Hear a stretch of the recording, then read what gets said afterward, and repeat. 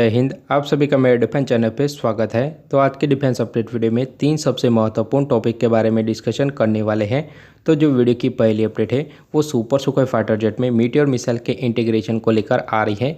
तो इससे पहले भी भारत के द्वारा सुखोई 30 के फाइटर जेट में मीटियोर मिसाइल को इंटीग्रेशन करने की बातचीत कही जा रही थी, पर उस टाइम एमईडीए के द्वारा मना कर दिया गया था। और उसके पीछे कौन से रीजन थे इसके बारे में भी हम डिटेल से डिस्कशन करेंगे। और उसके अलावा आगे जाके कैसे भारत सुपर सुखोई अपग्रेडेशन के तहत मीटियोर मिसाइल को भी इस फाइटर जेट में इंटीग्रेट कर सकता है, इसके बारे में भी डिटेल से डिस्कशन करेंगे। और उसके अलावा यह भी डिस्कशन करेंगे कि क्या भारत को ऐसी मीटियोर जैसी मिसाइल की ज़रूरत है या नहीं है, क्योंकि भारत अभी फिलहाल अपने दम पे ही अस्त्रा सीरीज़ की मिसाइलों को डेवलप कर रहा है, जो कि कैपेबिलिटी के मामले में मीटियोर को भी टक्कर दे सकती है। इसके बारे में हम डिटेल से डिस्कशन करेंगे। और उसके अलावा वीडियो के नेक्स्ट पार्ट में हम यह डिस्कशन करने वाले हैं कि क्या टेट बीएफ का जो एयरफोर्स वाला वेरिएंट है यानी कि ओरका, उसको डेवलप करना चाहिए या नहीं करना चाहिए। क्योंकि आप देखोगे तो अभी फिलहाल भारत को मीडियम वेट कैटेगरी के फाइटर जेट की ज़रूरत है, जिसके तहत तेजस मार्क 2 और एएमसी जैसे फाइटर जेट भारतीय वायुसेना के लिए डेवलप तो किए जा रहे हैं। पर आप देखोगे तो जो तेजस मार्क 2 है वो एक सिंगल इंजन फाइटर जेट है। और उसके अलावा बात करें तो जो एएमसी फाइटर जेट है वो एक 5th जनरेशन का फाइटर जेट है, यानी कि उसके स्टेल्थ फीचर के ऊपर ज़्यादा ध्यान दिया जाएगा। तो उसके जो वेपन होंगे वो इंटरनल वेपन वे में होंगे, जिसकी वजह से यह दोनों ही fighter jet weight carrying capacity में थोड़ा सा कम रहने वाले हैं। जिसकी वजह से अभी फिलहाल ऐसी रिपोर्ट सामने आ रही है कि क्या भारतीय वायुसेना को ओरका प्रोजेक्ट के ऊपर काम करना चाहिए या नहीं करना चाहिए, इसके बारे में भी हम थोड़ा सा डिटेल से डिस्कशन करेंगे। और उसके अलावा वीडियो के थर्ड पार्ट में हम F-22 रैप्टर के बारे में भी डिस्कशन करेंगे। तो क्यों ये दुनिया का सबसे खतरनाक फाइटर जेट होने के बावजूद भी अब तक इसका जो रिकॉर्ड है वो उतना ज़्यादा अच्छा नहीं है। अगर आप मेरे डिफेंस चैनल पे नए हैं तो प्लीज़ मेरे डिफेंस चैनल को सब्सक्राइब करें, बेल आइकन दबाना ना भूलें और कमेंट सेक्शन में जय हिंद जय भारत ज़रूर लिखिएगा।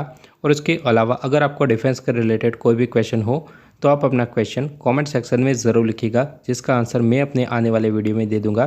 तो आज के डिफेंस अपडेट वीडियो को शुरू करते हैं। सबसे पहले हम यह डिस्कशन कर लेते हैं कि सुखोई 30 के फाइटर जेट में मीटियोर मिसाइल का इंटीग्रेशन क्यों नहीं हो पाया।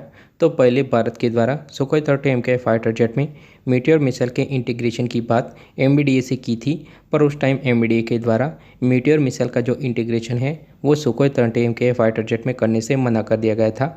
और उसके पीछे यह रीज़न दिया गया था कि सुखोई 30 के फाइटर जेट रशियन ओरिजिन है, पर उसका जो रडार है वो रशियन ओरिजिन होने की वजह से जो मीटियोर मिसाइल है वो सुखोई 30 के फाइटर जेट में नहीं लग पाएगी।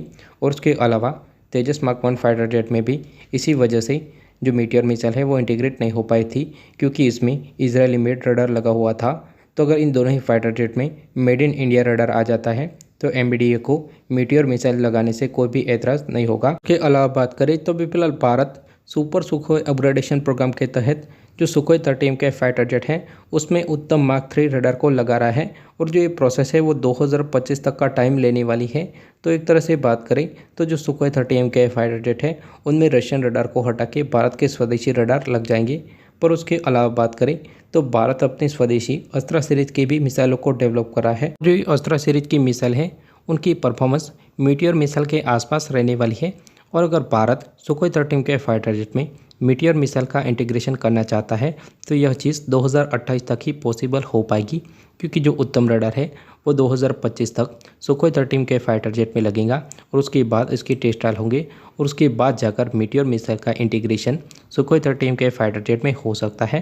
तो तब तक हमारी जो अस्त्रा सीरीज की मिसाइल है वह भी डेवलप हो जाएगी। के अलावा बात करें तो मेरे एक व्यूअर ने पूछा था कि हमारे रफाल फाइटर जेट में मीटियोर मिसाइल लगी हुई है, तो क्यों भारत अभी फिलहाल सुखोई 30 के फाइटर जेट में मीटियोर लगाने की बातचीत कर रहा है।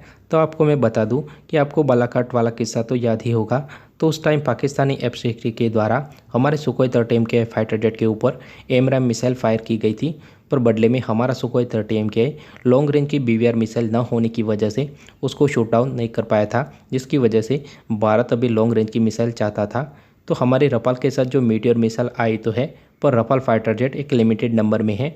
और आप सुखोई 30 फाइटर जेट देखोगे तो हमारी एयरफोर्स में एक बड़े नंबर में है। के अलावा बात करें तो जो रफाल फाइटर जेट है वो एक लिमिटेड नंबर में है, जिसकी वजह से हर एक मिशन में हम रफाल फाइटर जेट को डिप्लॉय नहीं कर सकते हैं।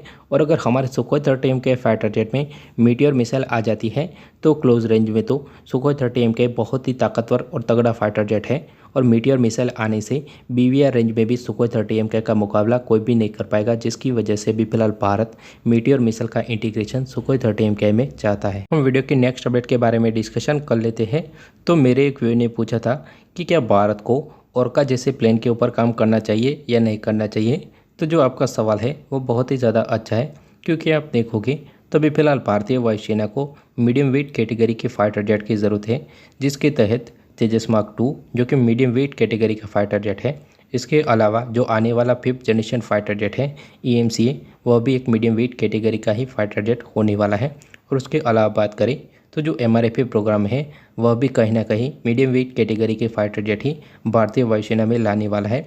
पर आप देखोगे तो ये जो तीनों ही प्रोग्राम है वह भी फिलहाल टाइम के हिसाब से नहीं चल रहे हैं। उसके अलावा बात करें तो आप तेजस मार्क 2 को देखोगे तो ये एक सिंगल इंजन का फाइटर जेट है और उसमें भी 98 किलोन्यूटन वाले ही जेट इंजन का यूज़ किया जाने वाला है, जिसकी वजह से वह उतने ज़्यादा अमाउंट में वेपन को कैरी नहीं कर पाएगा। और उसके अलावा EMCA फाइटर जेट के बारे में बात करें तो भले ही यह एक 5th जनरेशन का ट्विन इंजन फाइटर जेट है, आप देखोगे तो जो EMCA फाइटर जेट है वह एक 5th जनरेशन का फाइटर जेट है और 5th जनरेशन फाइटर जेट की सबसे बड़ी खूबी होती है उसका स्टेल्थ फीचर, और EMCA का स्टेल्थ बचाए रखना है तो EMCA के जो वेपन होंगे उनको इंटरनल वेपन वे में रखा जाएगा, जिसकी वजह से इसका जो स्टेल्थ फीचर है वो बना रहे, जिसकी वजह से EMCA भी एक बड़े नंबर में वेपन को कैरी नहीं कर पाएगा, जिसकी वजह से भारत को ओरका जैसे फाइटर जेट के ऊपर काम करना चाहिए या नहीं करना चाहिए।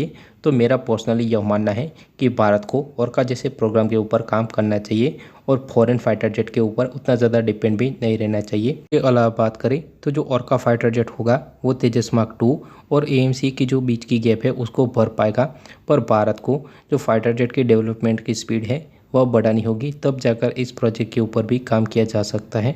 नहीं तो अगर यह प्रोजेक्ट भी शुरू होता है तो डिले ही हो सकती है। वीडियो के नेक्स्ट अपडेट के बारे में डिस्कशन कर लेते हैं। तो F-22 रैप्टर इतना एडवांस तरीन फाइटर जेट होने के बावजूद भी इतने बड़े कारनामे क्यों नहीं कर पाया, तो इसके पीछे वजह है कि अमेरिका के द्वारा F-22 रैप्टर को उतने बड़े मिशनों में भेजा ही नहीं गया था। क्योंकि आप देखोगे तो F-50 हो, F-60 हो या अन्य फाइटर जेट तो अमेरिका हर एक मिशन में भेज देता है, पर आप F-22 रैप्टर को देखोगे तो बहुत ही लिमिटेड मिशन में अमेरिका भेजता है। इसके अलावा बात करें तो अमेरिका के द्वारा F-22 रैप्टर की जो टेक्नोलॉजी है वो किसी अन्य देश के पास न चली जाए, जिसकी वजह से अमेरिका ने F-22 रैप्टर को अपने क्लोजेस्ट अलाय तक को नहीं बेचा था। तो एक तरह से बात करें तो अमेरिका ने F-22 रैप्टर को छुपा के ही रखा है, किसी अन्य देश के हाथ में भी नहीं पहुंचना दिया है, जिसकी वजह से F-22 रैप्टर अपनी एक्चुअल परफॉर्मेंस है उनको दिखाई नहीं पाया है, क्योंकि अमेरिका के द्वारा F-22 रैप्टर को उतने ज़्यादा मौके ही नहीं दिए गए हैं। कि अमेरिका को डर था कि अगर F-22 रैप्टर को अमेरिका हर एक मिशन पे और अन्य देशों को सेल करेगा तो F-22 रैप्टर की टेक्नोलॉजी चोरी हो सकती है, और F-22 रैप्टर दुनिया का पहला 5th जनरेशन फाइटर जेट है। होप आपको मेरा इन्फॉर्मेटिव वीडियो अच्छा लगा होगा। वीडियो अंत तक देखने के लिए धन्यवाद। जय हिंद, जय भारत। मिलते हैं अगले वीडियो में।